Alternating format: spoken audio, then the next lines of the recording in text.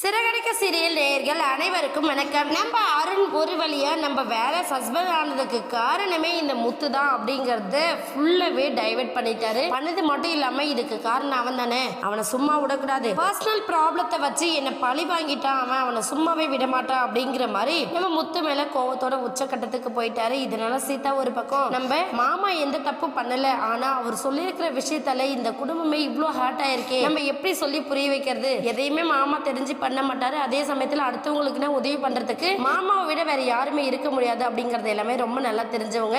இப்ப அருண் இப்படி பேசிட்டு இருக்கும்போது ஒரு பக்கம் வேலை போயிடுச்சு அப்படிங்கிற கில்ட்ல இருக்காரு, இன்னொரு பக்கம் இந்த பிரச்சனைக்கு காரணமே அவன் தானே அப்படிங்கிற ஒரு கோவத்தோடையும் வெறியோடையும் இருக்காரு.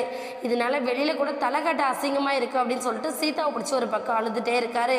சீதா என்ன பண்ணா, இங்க பாருங்க, நீங்க கவலைப்படாதீங்க, இந்த பிரச்சனை எல்லாமே சரியாயிடும், சோசியல் மீடியால அவங்க யாரோ என்னவோ சொல்லிட்டு போகட்டும், நமக்கு அது தேவையில்ல, நீங்க உங்களோட வேலையில ரொம்ப நேர்மையா நியாயமா நடந்துக்கிறீங்க அப்படிங்கிறது எங்களுக்கும் தெரியும், உங்க ஆபீசர்ஸ்க்கும் தெரியும்ல, இதனால மத்தவங்க பேசுறத வச்சு நீங்க ஒண்ணும் உங்களை வருத்திக்க வேண்டாம் அப்படின்னு சொல்லிட்டு நம்ம சீதா சொல்றாங்க. ஆனாலும் அருண் இங்க பாரு சீதா, என்னால இது யூகிக்கவே முடியல, ஏன்னா முத்து அந்த அளவுக்கு பிளான் பண்ணி அடிப்பா நான் கொஞ்சம் கூட எதிர்பார்க்கல அப்படின்னு சொல்லிட்டு ரொம்ப வருத்தப்படுறாங்க. வருத்தப்படுறதோட மட்டும் இல்லாம நம்ம சீதா என்ன பண்ணா, நீங்க இங்கே இருங்க, வீட்டுக்கு போயிட்டு வந்துடுறேன் அப்படின்னு சொல்லிட்டு நேரா கிளம்பி சந்திரா வீட்டுக்கு போறாங்க, அதாவது சீதாவோட அம்மா வீட்டுக்கு. அங்க போனதும் சீதா என்ன பண்ணாங்கன்னா, அம்மா அவருக்கு இன்னைக்கு சஸ்பெண்ட் பண்ணியிருக்காங்க அப்படின்னு சொல்றாங்க. இதை கேட்டதுமே நம்ம சந்திரா என்ன பண்ணாங்க, என்னடி சீதா சொல்ற, அவர் எதுக்காக சஸ்பெண்ட் பண்ணியிருக்காங்க அப்படிங்கிற மாதிரி சொல்ல, உனக்கு தெரியாதம்மா, டிவியில பாத்தியா இல்லையா, மாமா பண்ண ஒரு நல்ல விஷயம் அது இவருக்கு எதிராக அமைஞ்சிருச்சு, இதனால மாமா மேல ரொம்பவே கோபத்தோட இருக்காங்க அவங்க அப்படின்னு சொல்லிட்டு நம்ம சீதா சொல்றாங்க. இதை கேட்டதுமே என்னடி சீதா சொல்ற,